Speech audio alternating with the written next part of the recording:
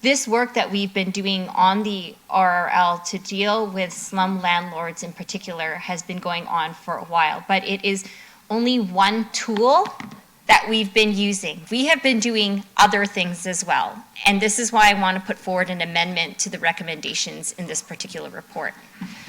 We have an international student charter that we've been working on for years to deal with the quality of life for students coming to Brampton.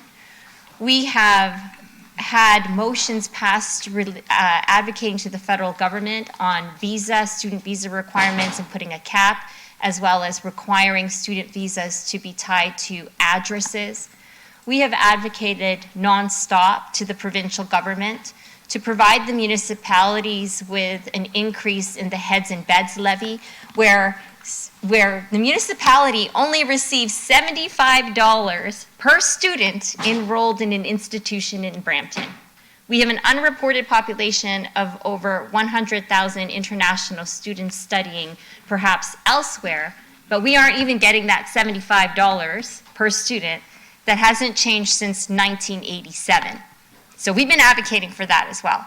We have been pushing on residential rental licensing to hold slum landlords accountable. Councillor Keenan has also put forward a motion regarding dealing with and trying to have us catch up to the ARUs that are being constructed, perhaps illegally, in Brampton. And now we're begging the province to give us the permission to deal with that issue accordingly. The next report on this agenda is talking about unlicensed contractors who are actually building these units for owners, and we're trying to deal with that particular issue.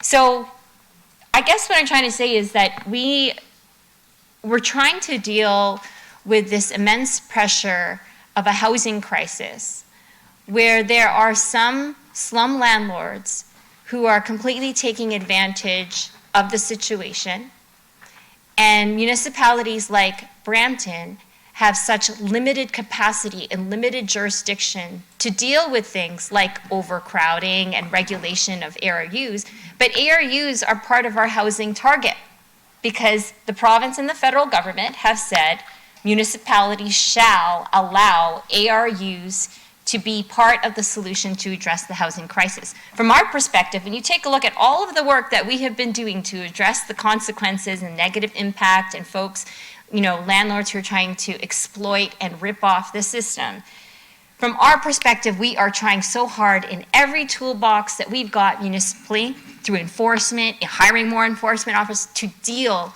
with those consequences. But there is still some provincial and federal legislation that is in the way, including funding, that is not paying for it. So we argue that ARUs are part of growth. We have ARUs in the city because we're not building enough new homes yet in order to accommodate the number of people who are coming into our city. It is growth. The question is, we do not have the provincial or federal legislation to help manage unsafe conditions in our city.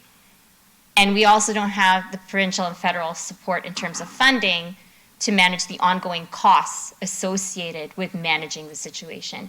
So I think what I would like to add, in addition to the recommendations that we have in the report, is I would love for our GR team and our comms team to package all together all of the efforts that the City of Brampton is taking, including all of our policy motions and the RRL, the visa motion, like the motions that we've passed to advocate on visas, the motions that we've passed on the heads and beds levy, so that the provincial and federal government know, with the election coming up, that the City of Brampton is doing everything we possibly can given the tools and money that we have, and we need them to also support us in our efforts, because 100% this is growth related, 100%.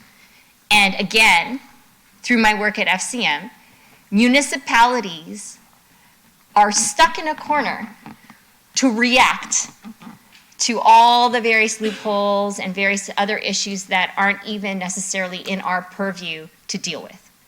But we will react, as we always do. So if I sent a revision to staff to the recommendations to add to the report. So if we could just add that particular recommendation, in addition to receiving the report, that the city advocate to the provincial government to fund programs like Brampton's RRL, whereby its costs are directly related to growth by helping to track, regulate, and prioritize the safe development of ARUs to address the housing crisis. Certainly, I think the provincial and federal orders of government would not condone the city of Brampton allowing illegal or unsafe conditions for people to live.